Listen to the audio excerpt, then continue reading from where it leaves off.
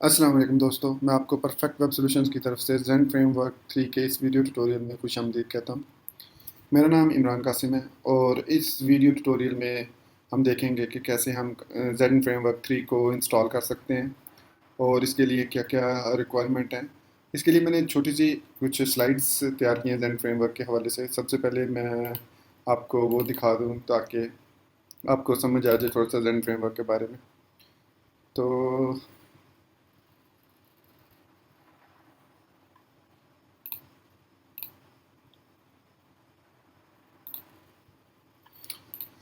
तो हम इस वीडियो सीरीज़ में कवर करेंगे कि ज़ेन फ्रेमवर्क क्या है और इसकी हिस्ट्री थोड़ी सी, और इसके अलावा जो ज़ेन फ्रेमवर्क के अलावा कुछ पॉपुलर फ्रेमवर्क्स हैं उनके बारे में देखेंगे, और फिर देखेंगे कि क्यों हमें ज़ेन फ्रेमवर्क को ही यूज़ करना चाहिए जबकि मार्केट में उसके अलावा भी काफ़ी सारे फ्रेमवर्क्स अवेलेबल हैं। इसके अलावा इस पर्टिकुलर वीडियो ट्यूटोरियल में हम देखेंगे कि कैसे हम ज़ेन फ्रेमवर्क 3 को इंस्टॉल कर सकते हैं।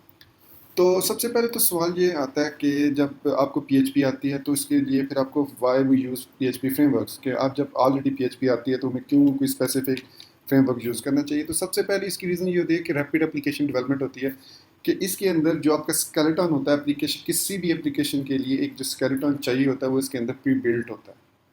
मतलब आपको काफ़ी सारा code, almost I must say कि 40 to 50% कोड जो होता है वो आपको लिखना नहीं पड़ता, स्पेशली सिक्योरिटी सैनिटाइजेशन से रिलेटेड। सिक्योरिटी सैनिटाइजेशन मतलब हैकिंग अटैम्प्ट्स और फोर्जरी वगैरह और फॉर्म्स के थ्रू हैकिंग और MySQL इंजेक्शन वगैरह की काफ़ी सारी प्रोटेक्शन होती है। उसके बाद इसमें ऑर्गेनाइज्ड फाइल स्ट्रक्चर होता है, कि आपको पता होता है कि अगर आपने एक प्रोजेक्ट बनाया तो कौन सी फाइल कहाँ पे है, और जब कोई दूसरा डेवलपर उस प्रोजेक्ट को देखेगा या उसमें कोई मॉडिफिकेशन करना चाहेगा तो उसको भी आसानी से, क्योंकि उसको भी इस फाइल स्ट्रक्चर का पता होगा, तो वो उसके ज़रिए उसको आसानी से फॉलो अप कर सकता है और उसको आगे मूव कर सकता है।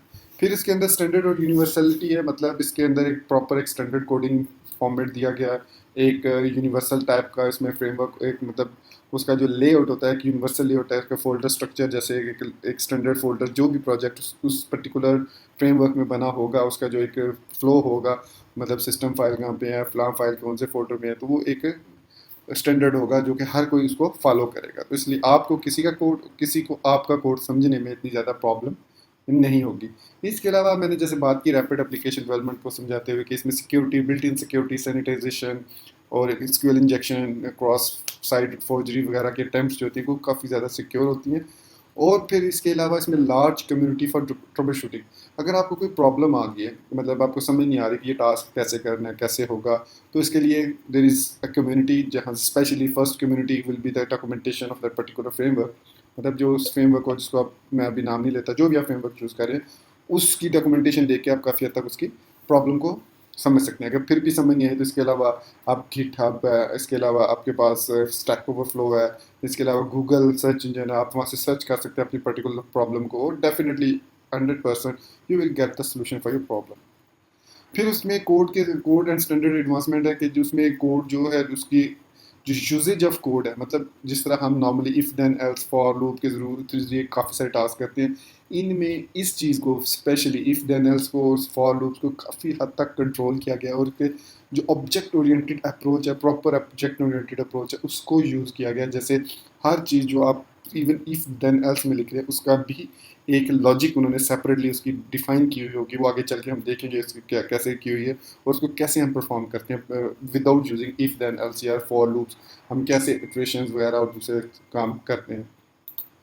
तो फिर हमने देखा, तो इसके अलावा मार्केट में जिस मतलब इस जेन फ्रेमवर्क के अलावा, जिसमें आप देख सकते हैं सेकंड नंबर पे जेन फ्रेमवर्क आप देख सकते हैं, तो इसके अलावा Laravel, Symfony, CakePHP, CodeIgniter, जी फ्रेमवर्क, ये भी मार्केट में अवेलेबल है। काफ़ी सारे दोस्त जो मुझे इस चैनल पे या इस पर्टिकुलर वीडियो में फॉलो करेंगे, ये कर रहे हैं, उनमें उन वो किसी न किसी फ्रेमवर्क में लाजमी काम करते होंगे। अगर उन्होंने किसी भी फ्रेमवर्क में काम नहीं किया and this is their first framework being a Zend framework, तो भी उनको मैं बताता चलूँ कि Laravel, Symfony, CakePHP, CodeIgniter और ये भी एमवीसी फ्रेमवर्क्स हैं। अगर आप जेन फ्रेमवर्क सीख लेते हैं तो आपको लारावेल, सिम्फनी और इन बाकियों को समझने में इतनी प्रॉब्लम नहीं होगी। इसी तरह अगर आपने कोड इग्नाइटर देखा समझा होगा, कोड इग्नाइटर यूज़ कर सकते हैं जी या केक पीएचपी, तो उसके लिए उसके बाद आपको सिम्फनी, जेन में और लारावेल में कोई प्रॉब्लम इतनी ज़्यादा नहीं होगी समझने में कि ये कैसे फ्लो करता है। तो ये कुछ लिस्ट है पॉपुलर फ्रेमवर्क्स की। इसके बाद ज़ेन फ्रेमवर्क की अगर हिस्ट्री की बात करें तो इसके फाउंडर थे, दो फाउंडर थे इसके, जीव सोरेस्की एंड एंडी कटमैन। और इसकी फर्स्ट रिलीज़ जो हुई थी, जो पहली दफ़ा इसको रिलीज़ किया गया था, वो मार्च 3 2006 में किया गया। और उसके बाद का मतलब वर्जन 1 आया, तो वर्जन 2 आया। फिर जो स्टेबल इसकी रिलीज़ थी वो June 28 2016 को हुई, जिसको ज़ेन फ्रेमवर्क 3 कहा गया। 2016 से लेकर अभी 2017 में, जुलाई 2017, ऑलमोस्ट ईयर हो चुका है। तो इसमें जो अब एनहेंसमेंट्स हो रही हैं वो इसके वर्जन इसी तरह के बन रहे हैं, 3.01, 3.02, 3.03, 3. सो इट मीन्स अब जो वर्क होगा वो मोस्टली ज़ेन फ्रेमवर्क 3 होगा, और ये काफ़ी स्टेबल वर्जन है। जो यूज़र ज़ेन फ्रेमवर्क 1 और 2 यूज़ कर रहे हैं, they also need to migrate to Zend framework 3। उसमें इतना ज़्यादा फ़र्क नहीं है कि ज़ेन फ्रेमवर्क 2 से अगर आप ज़ेन फ्रेमवर्क 3 में आना चाहिए, there is not much difference. थोड़ा बहुत उसका फ़र्क होगा राउटिंग वगैरह का या उसमें कंट्रोलर का। तो आप इनकी डॉक्यूमेंटेशन, जो ज़ेन फ्रेमवर्क की ओरिजिनल डॉक्यूमेंटेशन है, वहाँ पे जाके इसको देख सकते हैं कि कैसे हम माइग्रेट कर सकते हैं ज़ेन फ्रेमवर्क 2 या 1 से 3 में। और सबसे बड़ी बात, ये ज़ेन टेक्नोलॉजीज़ की सपोर्टेड इसकी जो कंपनी है वो ज़ेन टेक्नोलॉजीज़ है, जो कि एक अच्छा नाम है मार्केट में। इसके काफ़ी सारे टेस्ट अवेलेबल हैं, PHP से रिलेटेड, ऑब्जेक्ट ओरिएंटेड प्रोग्रामिंग से रिलेटेड, और इसके अलावा काफ़ी सारे और इनके ऑनलाइन सर्टिफिकेशंस वगैरह भी मौजूद हैं। और इसकी काफ़ी अप्रूव, मतलब आप अगर इसकी सर्टिफिकेशन ज़ेन से किसी भी लैंग्वेज की या किसी प्रोजेक्ट मैनेजमेंट भी या किसी की भी आप ज़ेन टेक्नोलॉजीज़ के थ्रू कोई सर्टिफिकेशन ऑनलाइन करते हैं, तो it will be a plus point in your documentation, और आपकी जो CV है, करिकुलम है, उसमें ये एक अच्छा इजाफा साबित होगा। अब बात करते हैं कि वाई ज़ेन फ्रेमवर्क, मतलब दूसरे फ्रेमवर्क। तो मैं तो being a trainer, being a teacher, मैं सिर्फ आपको ये बताऊंगा कि सर ये एक सर्विस ओरिएंटेड आर्किटेक्चर है। इसमें जो भी काम आप करते हैं उसके लिए, मतलब सर्विस ओरिएंटेड आप इस सेंस में कह सकते हैं इसको, सर्विस ओरिएंटेड, कि अगर सपोज आपने कोई चीज़ काम करवाना है अपना, और आप किसी जगह पे जाते हैं, और उस जगह पे वो एक ही चीज़ है जो ये काम, एक ही शॉप है या एक ही प्लेस है जहाँ पे वो काम हो सकता है, तो वो एक सर्विस ओरिएंटेड प्लेस नहीं है। मतलब आप जो अपना काम करवाना चाह रहे हैं उस जगह से, उस मखसूस एरिया से, या उस वैसे तो आप उस जगह से करवाएंगे, लेकिन एनीवे समझाने का मकसद ये है कि सर्विस ओरिएंटेड ये है कि उसमें आप एनहेंसमेंट और अपडेशन इजीली परफॉर्म, ओवरराइडिंग वगैरह इजीली परफॉर्म कर सकते हैं। और इसकी दूसरी चीज़ कि सबसे जो इंपॉर्टेंट चीज़ होती है कि इसकी डेवलपर कम्युनिटी बहुत ज़्यादा स्ट्रॉन्ग है। और जैसे कि मैंने पिछले अपने स्लाइड में बताया कि यूज स्ट्रॉन्ग यूज ऑफ ऊप and design pattern for consistency, जो मैंने पहले आपको बताया कि इफ़ देन एल्स, स्ट्रक्चर्ड जो आपका होता है प्रोग्रामिंग कॉन्सेप्ट, के आपने इफ़ देन एल्स का लगा के या एक लूप लगा के अपना काम टास्क परफॉर्म कर लेते हैं, वो इसमें ऐसा नहीं है। इसमें strong use of op concept है, और बिल्कुल इसमें आप जहाँ पे भी आप यूज़ करेंगे तो एक नई क्लास बना के आप इस चीज़ को यूज़ करेंगे। फिर जो इस ज़ेन फ्रेमवर्क की खसूसियत है वो इसकी मॉड्यूलर अप्रोच है। बाकी जितने भी फ्रेमवर्क्स हैं, नो डाउट उनमें भी फोल्डर स्ट्रक्चर काफ़ी स्ट्रॉन्ग है, लार्वल की बात की जाए, सिम्फनी की बात की जाए। लेकिन जो बात ज़ेन फ्रेमवर्क में है वो सबसे इंपॉर्टेंट ये है कि इसकी जो अप्रोच है वो मॉड्यूलर है। मतलब आप हर मॉड्यूल को इंडिपेंडेंट तौर पे डिज़ाइन करते हैं, उसके अपने राउट्स होते हैं, उसके अपने कंट्रोलर्स होते हैं, उसकी अपनी डेटाबेस से कनेक्टिविटी होती है, और वो अपने आप में एक कंप्लीट एक प्रोजेक्ट होता है। तो अगर सपोज आपने एक प्रोजेक्ट बनाया CRM पे, या एक आप ई-कॉमर्स बनाया प्रोजेक्ट, तो उसमें कार्ट के लिए अलग से एक मॉड्यूल होगा, पेमेंट मेथड्स के लिए एक अलग मॉड्यूल होगा, फिर इसी तरीके से आप कह लो पेजेस, आप जो उसके स्टैटिक पेजेस यूज़ करेंगे, एक अलग मॉड्यूल होगा। तो इससे क्या होगा कि कल को अगर आप सपोज वो जो पेजेस वाला मॉड्यूल है वो किसी और प्रोजेक्ट में यूज़ करना चाहते हैं, तो you just need to copy paste that module to in your another project. There is उसको इतना ज़्यादा चेंज करने की ज़रूरत नहीं पड़ेगी। और फिर इसके बाद इसमें कंटिन्यूस अपडेट्स अब आ रही हैं। मैंने जब ये सीखना स्टार्ट किया था ज़ेन फ्रेमवर्क 3, तो उस वक्त इनिशियल रिलीज की 3 ही थी। आई मीन मैंने भी रिसेंटली ये सीखा, मुझे अच्छा लगा इसका एज कम्पेयर टू दूसरे फ्रेमवर्क से। और इसमें security focus with built in libraries and tool, इसमें जो सबसे कोर एडवांटेज है कि इसके अंदर आपको हर चीज़ के लिए बिल्ट इन लाइब्रेरीज मिलेंगी। जब हम स्केलेटन उसका इंस्टॉल करेंगे तो देखेंगे कि कैसे इसकी इंस्टॉलेशन और किसी दूसरे फ्रेमवर्क की इंस्टॉलेशन में डिफरेंस आता है। फिर ideal for test driven development है। मतलब आप जब अपनी एप्लीकेशन बनाते जाएं, साथ को टेस्ट करते जाएं, बनाते जाएं, टेस्ट करते जाएं, तो आपका वो जो QA का भी प्रोसेस होता है वो भी इसके साथ साथ अच्छे तरीके से मैनेज हो जाता है। इसके अलावा काफ़ी सारी इंटरप्राइज ऑर्गेनाइजेशन हैं जो कि इसको फॉलो करती हैं, इसको यूज़ करती हैं अपनी एप्लीकेशंस में। एंड अगर आप देखा जाए तो BBC, I think BBC is using this Zend framework. इसके अलावा भी काफ़ी सारी, अगर आप उनकी framework.zen.com पे जाएँ तो वहाँ पे आपको इसकी सारी डॉक्यूमेंटेशन आपको मिल जाएगी। फिर जैसे मैंने पहले बात की, इसकी ऑनलाइन ट्रेनिंग और सर्टिफिकेशन है, जो कि आपकी प्रोफाइल में एक अच्छा इजाफा साबित हो सकती है, जिसमें ये देख सकते हैं जेन सर्टिफाइड PHP इंजीनियर, जेन सर्टिफाइड आर्किटेक्ट और जेन सर्टिफाइड इंजीनियर, ये इनके काफ़ी पॉपुलर ऑनलाइन ट्रेनिंग और सर्टिफिकेशन है। फिर अब बात करते हैं प्री रिक्विजिट्स की, मतलब आपके लिए आपके कंप्यूटर में वो कौन कौन सी चीज़ें रिक्वायर्ड हैं अपार्ट फ्रॉम जो एडिटर आप यूज़ करें। कि सबसे पहली चीज़ तो PHP का वर्जन 5.6 प्लस होना चाहिए, मतलब 5.6 नहीं होना चाहिए, उससे ज़्यादा होना चाहिए, 5.6 point something, 5.7 even. I think जब मैं ये वीडियो बना रहा हूँ 7.1.1 is the recent update of PHP, तो आप उसको भी यूज़ कर सकते हैं। और फिर PHP unit, basically PHP unit जो होता है ये टेस्टिंग पर्पज़ के लिए यूज़ होता है, इसको इसका वर्जन जो 3.0 प्लस होना चाहिए, ये मतलब कहने का यही है कि इसका ये वाला वर्जन जो 3 से अबव होना चाहिए। इसी तरह MySQL वर्जन ग्रेटर देन 5.5 होना चाहिए आपके सिस्टम में इसको प्रॉपरली वर्कआउट करने के लिए। इसके अलावा जो जेन फ्रेमवर्क है वो ऑलमोस्ट ऑलमोस्ट मैं कहना क्या मतलब it support almost all databases, MySQL, Oracle, MariaDB, MS SQL, IBM DB2, Postgres और SQLite, इन सबको ये सपोर्ट करता है। इसके अंदर ड्राइवर्स, इसके बिल्ट इन, उसकी कनेक्टिविटी, सब कुछ इसके अंदर बिल्ट इन। आपको कोई भी दूसरी जगह से कोई थर्ड पार्टी सॉफ्टवेयर नहीं करना पड़ता है, जिसकी आपको ये ना हो कि पता नहीं इसकी अपडेट आएगी, ये मतलब इसको में कोई इसकी वजह से कोई प्रॉब्लम ना आ जाए। तो these are built in supported databases, जिस तरह के अंदर बिल्ट इन लाइब्रेरीज मौजूद है, बिल्ट इन टूल्स काफ़ी सारे मौजूद हैं, सपोर्ट कैप्चा का टूल इसके अंदर बिल्ट इन है, आपको कहीं से अलग से कोई चीज़ उसमें ऐड नहीं करनी पड़ती, just use it's library and add the captcha. इससे OAuth की बात करते हैं, यानी आप सोशल मीडिया से लॉग इन होना चाहते हैं, उसके ऑथेंटिकेशन, ऑथराइजेशन, सब कुछ इसके अंदर बिल्ट इन है। तो चलिए, this is the practical step. तो इसको इंस्टॉल करने के लिए अगर आप देखें, यहाँ पे आपको नज़र आ रहा होगा लिखा हुआ है composer, create project, -s dev send framework /skeleton application, और जहाँ पे आपने इसको इंस्टॉल करना है। तो इसके लिए कंपोज़र होना आपके सिस्टम में मस्ट है। मैं यहाँ पे कंपोज़र को इंस्टॉल करने का तरीका वगैरह नहीं बताऊँगा, क्योंकि मैंने एक और अपने वीडियो ट्यूटोरियल में इसको काफ़ी अच्छे तरीके से एक्सप्लेन कर दिया कि कंपोज़र को हम कैसे विंडोज़ में और मैक में इंस्टॉल कर सकते हैं। आप इसके लिए मेरा वीडियो ट्यूटोरियल, जिसका अभी आपको ऊपर लिंक टॉप राइट साइड पे भी उसका लिंक विजिबल होगा, आप उस पर क्लिक करके उसको देख सकते हैं अगर कंपोज़र ऑलरेडी इंस्टॉल नहीं है। कंपोज़र क्रिएट प्रोजेक्ट जो है, ये किसी किस्म का भी प्रोजेक्ट जो मतलब आप कोई प्रोजेक्ट किसी भी फ्रेमवर्क के लिए कोई प्रोजेक्ट अगर बनाना चाहते हैं तो क्रिएट प्रोजेक्ट यूज़ कर सकते हैं।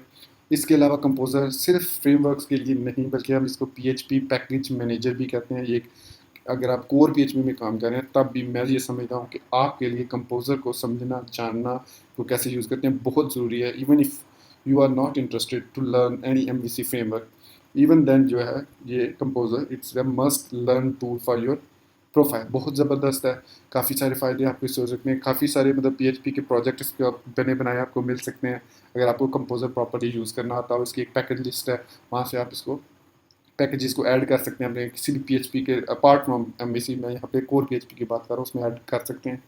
अच्छा, तो अब उस चीज़ को छोड़ के अगर आप इसकी बात करें तो कंपोज़र क्रिएट प्रोजेक्ट, तो इसके बाद इसके कुछ पैरामीटर्स होते हैं, जैसे भी यहाँ पे -s लिखा हुआ है, मतलब डैश और एस। तो इस ये मतलब होता है स्टेबिलिटी के कौन सा वर्जन आपने उस प्रोजेक्ट का इंस्टॉल करना है, जिसकी गिटहब का लिंक आप देने जा रहे हैं। तो इस वक्त आपने देखा होगा डेव लिखा है, तो डेव के अलावा इसमें हमारे पास स्टेबल वर्जन होता है, फिर RC वर्जन होता है, बीटा वर्जन होता है। तो डेव इसलिए यूज़ करते हैं ताकि डेवलपमेंट में जो भी चीज़ लेटेस्ट आती जाए, आप जब लर्निंग कर रहे हैं, सीख रहे हैं, तो आपको उसके साथ साथ उसमें अपडेट्स अगर आती हैं तो आपको उसके बारे में समझ आती जाए, और ये जो है डेव में लेटेस्ट वर्जन ही इंस्टॉल होता है। मे बी उन्होंने भी उसको स्टेबल वर्जन या जो उसका RC वर्जन या उसका जो फाइनल रिलीज उसमें ना ऐड किया हो। और बीटा को इसलिए यूज़ नहीं करते कि बीटा में काफ़ी सारे बग हो सकते हैं, तो डेव जो होता है वो बीटा से कम होता है, लेकिन स्टेबल वर्जन से ज़्यादा बेहतर होता है, तो इसलिए हम यहाँ पे डेव यूज़ कर रहे हैं। फिर जेन फ्रेमवर्क स्केलेटन डैश एप्लीकेशन, ये आप कह लो ये गिटहब रिपोजिटरी का लिंक है, जहाँ से ये इसको इंस्टॉल करेगा डाउनलोड करके। फिर पाथ टू इंस्टॉल का मतलब है कि आप इसको कहाँ पे इंस्टॉल करना चाहिए। हम इसको इंस्टॉल करेंगे HT docs में। तो ये था कुछ इंट्रोडक्शन इसके बारे में, और आइए अब इसको प्रैक्टिकली करके देखते हैं और उसका थोड़ा सा एक्सप्लोर करते हैं और देखते हैं कि जेन फ्रेमवर्क 3 क्या है और कैसे इसको इंस्टॉल करके आप इसको व्यू कर सकते हैं। तो स्लाइड्स को मैं यहाँ पे रोकता हूँ और यहाँ पे मैं यहाँ पे अपने कमांड लाइन टूल पे जाऊँगा और इसको थोड़ा सा मैं एक्सपेंड कर लेता हूँ। इसको मैं यहाँ पे क्लोज करता हूँ। तो जूम इन करते हुए मैं यहाँ पे सबसे पहले मैं इसको इंस्टॉल करूँगा अपने मैम के अंदर htdocs के फोल्डर में। आपके पास जैम्प हो सकता है, वैम्प हो सकता है, लैम्प हो सकता है, तो आप उसके पर्टिकुलर फोल्डर में इसको इंस्टॉल करेंगे। इसकी वजह ये है कि मैं इसको मतलब एक्सेस करूँगा यूजिंग माई मैम इंस्टॉलेशन। मैं यहाँ पे इसको भी रन कर देता हूँ। ये मेरे पास मैम भी अब ओपन हो गया। तो यहाँ पे अब मुझे जैसे उसमें कमांड में लिखा था पी एच पी कंपोज़र, अगर मैं यहाँ पे कंपोज़र -v लिखता हूँ या कंपोज़र -v लिखता हूँ तो यहाँ पे मेरे पास कंपोज़र का लेटेस्ट वर्जन इंस्टॉल्ड है। और इसके अलावा ये कंपोज़र की कुछ कमांड यहाँ पे आपको नज़र आ रही होंगी। तो इसमें क्रिएट प्रोजेक्ट भी आपको नज़र आएगी कमांड, ये देखें, create project, create new project from a package into given directory. आप किसी भी गिवन डायरेक्टरी से एक प्रोजेक्ट को यहाँ पे क्रिएट कर सकते हैं। So let's get started. Create composer space create dash project -s dev version, और यहाँ पे जेंड फ्रेम, सॉरी पहले मैं इसको क्लियर कर लूँ ताकि आपको वो किसी आपका फोकस आउट ना हो। तो composer create project -s dev, और यहाँ पे आप लिखेंगे Zend framework slash skeleton application, और इंस्टॉल अब मैं इसको करना चाह रहा हूँ जेड फ्रेमवर्क 3 के फोल्डर में। मैंने जेड फ्रेमवर्क 3 का फोल्डर इसलिए चूज़ किया कि मैंने इसका एक वर्चुअल होस्ट भी बनाया हुआ है जिसको मैं एक्सेस कर सकता हूँ zf3.dev, इसके थ्रू मैं इसको एक्सेस कर सकता हूँ। तो अभी इस पर क्योंकि कोई फाइल मौजूद नहीं है इस फोल्डर में, तो इसलिए नॉट फाउंड और रिक्वेस्ट यूआरएल नॉट फाउंड का मैसेज आ रहा है। अगर आपको नहीं पता कि वर्चुअल होस्ट कैसे बनाया जाता है आपके लोकल मशीन पे यूजिंग जैप मैप या वेब, तो इसके लिए भी मैंने एक अलग से वीडियो बनाया हुआ है, आप उसको देख सकते हैं और अपने कंप्यूटर को as a local web server बना सकते हैं। उसमें मैंने काफ़ी एक्सप्लेन किया कि क्यों लोकल होस्टिंग बनानी चाहिए, क्यों आपको लोकल वर्चुअल होस्ट बनाना चाहिए, इसके आपको क्या क्या फ़ायदे हो सकते हैं। तो यहाँ पे मैं वापस आता हूँ और यहाँ पे एंटर प्रेस करूँगा। तो it will take few minutes, depends on your internet connection. तो इसके बाद मैं यहाँ पे थोड़ी सी चंद बातें, जितनी देर में इंस्टॉल होता है तो मैं चंद बातें और कर लूँ कि मेरे प्रीवियस ट्यूटोरियल जो कि लारावल का ट्यूटोरियल था, उसमें कुछ दोस्तों ने अब शिकायत ये इस तरह की थी कि मेरे जो समझाने का तरीका है वो बहुत फास्ट है और मैं डिटेल में चीज़ एक्सप्लेन नहीं करता बल्कि जस्ट उसका ओवरव्यू देता हूँ।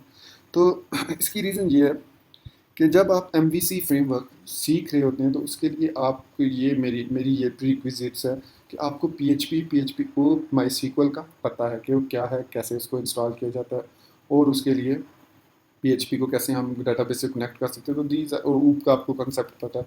तो these are the basic thing which you should know. तो यहाँ पे इंस्टॉलेशन रुक गई है, इसकी वजह ये है कि जब जेन फ्रेमवर्क को आप इंस्टॉल करते हैं तो बेसिक सेटअप करने के बाद अगर मैं यहाँ पे अपना favourite text editor Sublime text open करता हूँ और यहाँ पे मैं htdocs के फोल्डर में से ZF3 का फोल्डर, तो ये इसकी बेसिक इंस्टॉलेशन है।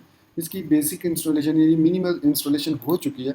तो अब वो पूछ रहा है कि do you want a minimal install no optional packages, yes या नो।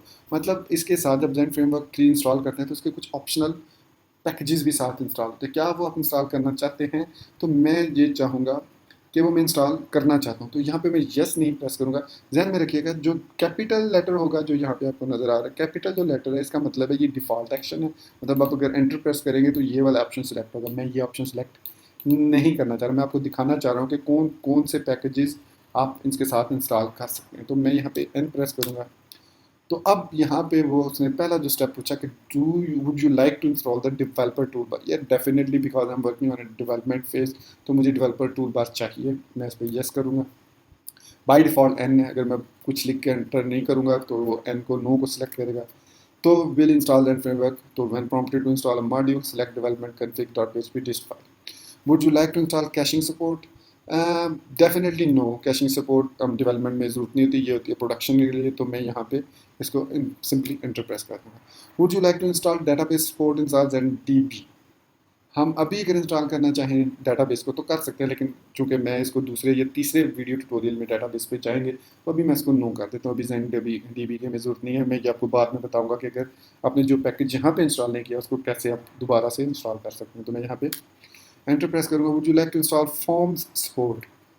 फॉर्म्स बेसिकली क्या है कि जो आप गेट वो जो फॉर्म फिलिंग फॉर्म्स बनाते हैं HTML में, जिसके लिए आप डाटा सेंड करते हैं सर्वर को, उस पर कुछ प्रोसेस करते हैं, तो definitely I need Zend forms. ये सो मैं यस प्रेस करता हूँ। इसके would you like to install JSON deserialisation support. JSON की सपोर्ट उस वक्त इंपॉर्टेंट होती है जब आप APIs बना रहे हो, तो I don't need it right now, so I will press no. Logging support, ये डेफिनेटली लॉगिंग की सपोर्ट चाहिए ताकि हम देख सकें कि कौन से एरर्स वगैरह आए हैं, तो ये यस। अब वो कह रहा है would you like to install MVC based console support, would recommend migrating to ZF console Symfony. अब यहाँ पे वो कंसोल सपोर्ट ये होती है, अगर आपने मेरा लारावल का वीडियो ट्यूटोरियल देखे तो उसमें हम PHP आर्टिसन, आपको अगर आप में कॉन्सेप्ट है तो उसमें PHP आर्टिसन एक कंसोल कमांड होती है, वो यहाँ पे भी हम ZF कंसोल यूज़ कर सकते हैं। चलिए मैं इसको ऐड कर देता हूँ, वैसे इसकी ज़रूरत नहीं है हमने क्योंकि ये बिल्कुल बेसिक है, तो maybe in future we need it, तो यस कर देता हूँ। I18N सपोर्ट, मल्टीलिंगुअल अगर आप वेबसाइट बनाना चाहते हैं तो you need this I18N support to install on your machine. So I don't need it right now. So no. Would you like to install official MVC plugins including PRG support, identity and flash messages? Yeah, we do need flash messages support. जब आप कोई मतलब error आता है या कोई एक road से दूसरे रोड पे जाते हैं, कोई एरर वगैरह, कोई मैसेज कोई करना चाहते हैं तो आपके लिए ये रिक्वायर्ड है। Yes. Will install. Would you like to use PSR7 middleware dispatcher? To be honest इस पे मैंने इतना ज़्यादा काम नहीं किया, और बाय डिफ़ॉल्ट ये नो है, तो इसको मुझे मतलब PSR7 मिडल डिस्पैचर का इतना ज़्यादा कॉन्सेप्ट नहीं है ये क्या चीज़ है, इसको मैं नो ही यहाँ पे रखूँगा। इंस्टॉल सेशन सपोर्ट, ये definitely we do need session support. Would you like to MVC testing support, testing support की हमें ज़रूरत नहीं है। Would you like to install Zen integration of Zen service manager, we don't need. अब यहाँ पे ये इतने मतलब एटलीस्ट इट आस्क्स अस एक 1 2 3 4 5 6 7 8 9 10 11 12, तो 13 और 14 क्वेश्चन उसने पूछे। उसके बाद अब अपडेटिंग डिपेंडेंसी पे आ गया। मतलब अपडेटिंग डिपेंडेंसी ये होता है कि इसके अंदर जो रूट पे कंपोजर डॉट जेसन फाइल होती है उसको ये अपडेट करता है, जो मैंने यहाँ पे पैकेजेस सेलेक्ट किए हैं उनको वो उसमें ऐड करेगा, और उसको उसकी एक लॉक फाइल बना के मैं यहाँ पे आपको दिखाऊँ, तो यहाँ पे ये आपको कंपोजर अभी ये, हाँ ये कंपोजर डॉट जेसन फाइल है, ये फाइल क्रिएट होती है और एक ये खुद फाइल बनाता है कंपोजर डॉट लॉग, इसको आपने नहीं छेड़ना होता। आपने जो चेंजेस करनी है इसमें, सपोज मैं यहाँ से कुछ चीज़ रिमूव करना चाहता हूँ, तो मैं जब उसको कंपोजर डॉट जेसन से रिमूव करूँगा तो वो ऑटोमेटिकली इसको कंपेयर करेगा कंपोजर डॉट लॉग फाइल से, और देखेगा कि वो उसमें थी लेकिन जेसन में नहीं है, तो it mean we need to remove it. तो वो उसके साथ जो जो लिंक्ड दूसरे पैकेजेस होंगे जो कि किसी के साथ कन्फ्लिक्ट ना कर रहे हो तो वो उसको रिमूव कर देगा। सपोज अगर एक ऐसा पैकेज है जो आप रिमूव कर रहे हैं उसके साथ एक कंपैरेटिव पैकेज वो भी रिमूव हो रहा है, लेकिन चूंकि वो पैकेज किसी और भी पैकेज को चाहिए तो वो रिमूव नहीं होगा अगर वो पैकेज ऑलरेडी इंस्टॉल है। तो इसको देखते हैं कि कहाँ तक मुझे कंप्लीट हुआ। अब please select the config file wish to inject Zend developer tool into. अब यहाँ पे दो ऑप्शन है आपके पास, मॉड्यूल डॉट कॉन्फ़िग या डेवलपमेंट डॉट कॉम। मॉड्यूल्स में ही हम मोस्टली इसको करते हैं, तो इसको मैं इंजेक्ट करता हूँ।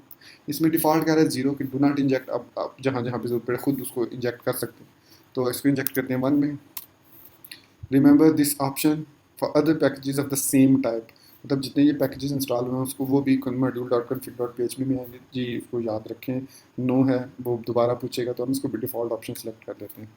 फिर उसके बाद वो नेक्स्ट के बारे में पूछेगा, अब मैंने इसको भी अब करना है। अब वो फिर पूछेगा जो बाकी पैकेजेस आपने देंगे उसको भी इसी करना है, तो अब वी से okay okay go ahead and do it. और उन सबको modules dot config dot PHP में ऐड कर दो, यस यस। सो अब आप देख रहे होंगे इसने removing Zend framework installer remove कर दिया, plugin installer remove from composer, installation complete हो चुकी है। अब वो पूछ रहा है do you want to remove existing version control system dot git and dot SVN files भी रिमूव करनी है आपने। Yeah, definitely we press enter और yes will be selected। अब यहाँ पे Z development mode enable हो गया, you are now in development mode, congratulations, you have successfully installed Zen framework 3, so let's see it in action। ये मैंने आपको बताया था ZF3.dev मैंने क्रिएट किया वर्चुअल होस्ट, इसको मैं रीलोड अब दोबारा करूँगा, तो ये हमारे पास इसका फ्रंट एंड आ गया, और यहाँ पे आपको लिखा हुआ congratulation you have successfully installed the skeleton application, you are currently running Zend framework version 3.03-dev version. और यहाँ पे ये हमारे पास इसकी टूल बार जो हमने जिसको स्टार्ट में सेलेक्ट किया था ये आपको बता रहा है कि कौन कौन से मॉड्यूल्स और कहाँ कहाँ से वो लोड हो रहे हैं। ये देखें, सेशंस, प्लगइन्स, और उसके बाद console, log, form, router, validator, ये फ्रेमवर्क्स जो हैं, ये पैकेजेस इस वक्त रनिंग में हैं।